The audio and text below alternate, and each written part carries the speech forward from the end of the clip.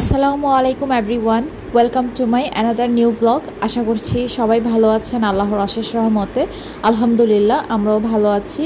নতুন বাসায় প্রথম দিন সকালবেলা থেকে নতুন আরেকটা ব্লগ শুরু করলাম। এখানে আরিশের বাবাকে আমি লাঞ্চ রেডি করে দিলাম।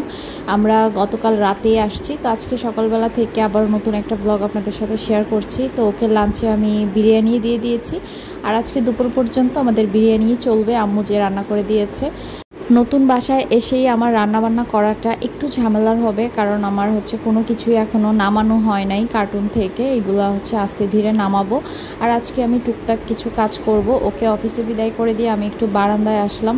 সকালবেলা বারান্দায় অনেক বেশি বাতাস ছিল।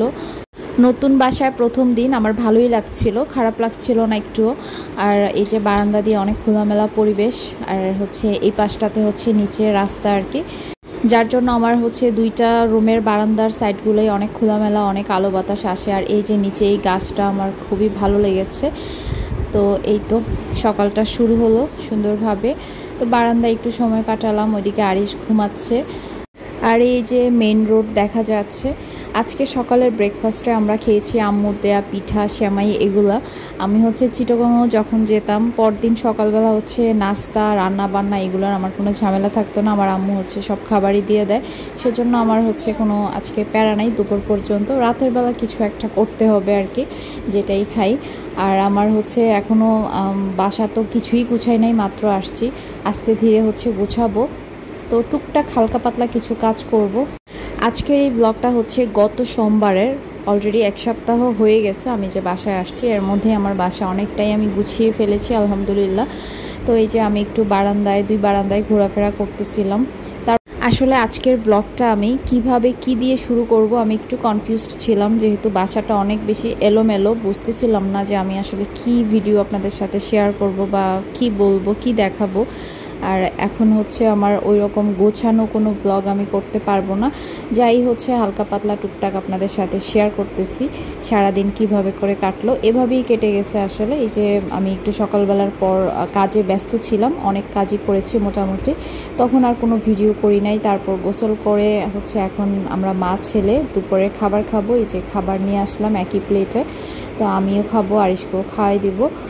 একটা মজার বিষয় কি জানেন, বিরিয়ানি যখন রান্না করা হয়, আমি যখন রান্না করি বা আম্মু রান্না করে, বিরিয়ানি পরদিন যখন আমি গরম করি খাওয়ার জন্য, ওই পরদিনের বিরিয়ানিটা আমার কাছে বেশি টেস্টি লাগে গরম করার পর। ইনস্ট্যান্ট থেকেও পরদিন একদিন পর যখন বিরিয়ানিটা গরম করে খাই তখন বেশি ভালো লাগে। যাই হোক, দুপুরবেলা খাওয়া দাওয়া শেষ করে তারপর সন্ধ্যাবেলা আবার একটু আপনাদের সাথে ভিডিও শেয়ার করছি। এখানে আমার বোনের আনা ফ্লাওয়ারটা আমি এখন সুন্দর করে রেখে দিব। আর তারপর এখন একটু আমার ক্ষুধা লাগছে, তারপর আম্মু যে সেমাই দিল সেই সেমাই একটু খাবো। সেমাইটা খুবই মজা হয়েছে। এই সেমাইটা যখন আমি রান্না করি এতটা ড্রাই আর ঝরঝরে হয় না, আমারটা একটু লেগে যায়। আম্মুর সেমাইটা একদম সুন্দর ঝরঝরে হয়। তারপর সন্ধ্যার ঠিক আগে আগে হঠাৎ করেই একটু বৃষ্টি নামলো, খুব হালকা একটু বৃষ্টি, খুব বেশি না। তো বাসার বারান্দাতে, দুইটা বারান্দাতে এরকম করে উপরে একটু ফলস সিলিংয়ের মতো দিয়েছে। তো এসির আউটডোর রাখা যাবে, তারপর অন্যান্য কিছু জিনিসও এখানে রাখা যাবে। এই যে আমি একটু বৃষ্টির পানি ছুঁয়ে দেখতেছি, যদিও গুঁড়ি গুঁড়ি বৃষ্টি হচ্ছে, ওরকম ভারী বৃষ্টি না, খুব একটা বোঝাও যাচ্ছে না ক্যামেরাতে বৃষ্টিটা। ঠান্ডা ঠান্ডা একটা পরিবেশ। আসার পর টানা 3-4 দিন এরকমই পরিবেশ ছিল, রোদ ওঠে নাই। তো আজকে 2 দিন ধরে গত 2 দিন থেকে একটু রোদ উঠতেছে। রেগুলার ব্লগ শেয়ারে আমি অনেক পিছিয়ে গিয়েছি, ওই যে বিয়েতে যাওয়ার কারণে ব্লগ দিতে পারি নাই, যার কারণে আমার অনেক ব্লগ জমে গেছে। পুরো এক সপ্তাহ পিছিয়ে গেছি আমি। তো আপনাদের সাথে আমি একদম পিছনের ব্লগগুলোই এখন শেয়ার করতেছি আর কি, একদম প্রতিদিনের যে ব্লগগুলো আমি এখন একটার পর একটা শেয়ার করব। তো বারান্দায় দাঁড়িয়ে দাঁড়িয়ে কিছুক্ষণ সময় কাটালাম। তারপর আমি চিটাগংয়ের বাসাটাকে একটু মিস করলাম।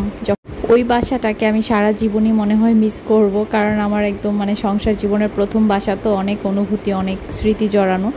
তারপর আরিশের বাবা অফিস থেকে আসলো সন্ধ্যায়, আসার পর ওকে নাস্তা দিলাম, পিঠা সেমাই এগুলা। আর এখানে টুকটাক কিছু গ্রোসারি বাজার নিয়ে আসছে। আজকের বাজারটা জরুরি কিছু বাজার আর কি। আর এখানে রাতের খাবারের জন্য পরোটা নিয়ে আসছে। আমি সবজি আনতে নিষেধ করেছি, রান্নাঘরটা এখনও আমার প্রপারলি গুছানো হয় নাই, মোটামুটি একটু গুছানো হলেই আমি রান্নাবান্না স্টার্ট করব ইনশাল্লাহ আগামীকালকে থেকে। তো এখানে হচ্ছে একটা সবজি আনছে, ভেন্ডি আনছে, তারপর হচ্ছে পেঁয়াজ নিয়ে আসছে, রসুন নিয়ে আসছে, তারপর এখানে রাতের জন্য পরোটা নিয়ে আসছে, আর এখানে কিছু ক্রিম বান ছিল। তো আমি এখন এগুলো একটু গুছায় রাখতেছি, আমার নতুন বাসার প্রথম বাজার সদাই, মানে এগুলো হচ্ছে টুকটাক যেই মানে গ্রোসারি যেগুলো আমার লাগবে সেগুলোই নিয়ে আসছি আর কি আজকে। আর সাথে একটা ঝাড়ু ছিল, তারপর পানি নিয়ে আসছে। আমরা আসার পর 3 দিন পর্যন্ত কিনেই পানি খেয়েছি, তারপর হচ্ছে ফিল্টার লাগানো হয়েছে। তো ফিল্টারের হচ্ছে লুক পাওয়া যাচ্ছিল না, আর যদিও বা পাওয়া যাচ্ছিল দিনের বেলা তারেশের বাবা অফিসে থাকে। তো আমি বলেছি যে না, দিনের বেলা যেহেতু বাসায় আমি একা থাকি, তো তুমি যখন বাসায় থাকবো তখন এসে লাগাবে, সেজন্য আসলে ফিল্টারটা লাগাতে একটু দেরি হয়ে গেছে। তো কিনে পানি খেতে হয়েছে।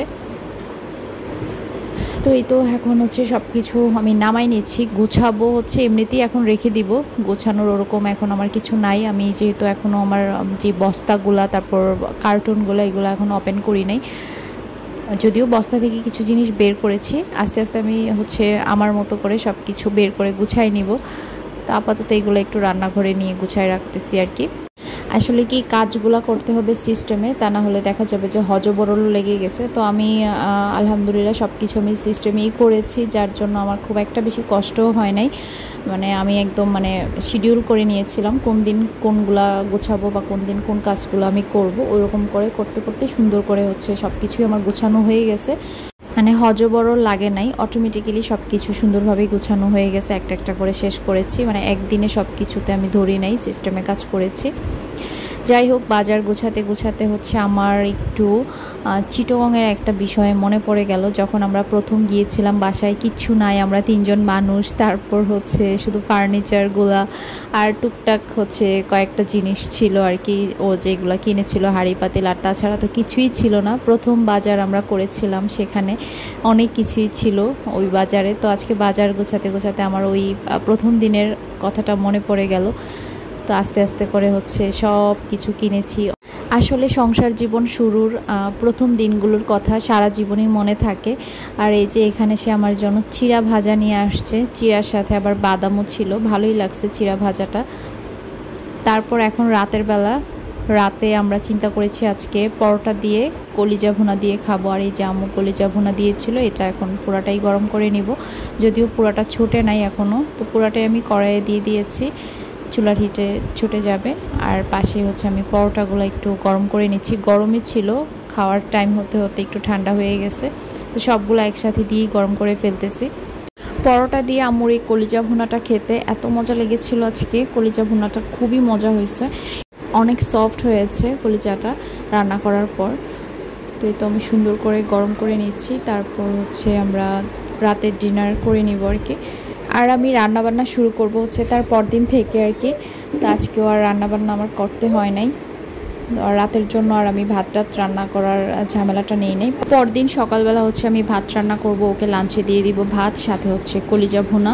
তো আমার হাজব্যান্ডকে হচ্ছে টানা অনেক দিন অফিসে মানে লাঞ্চে বাইরের খাবারই খেতে হয়েছে।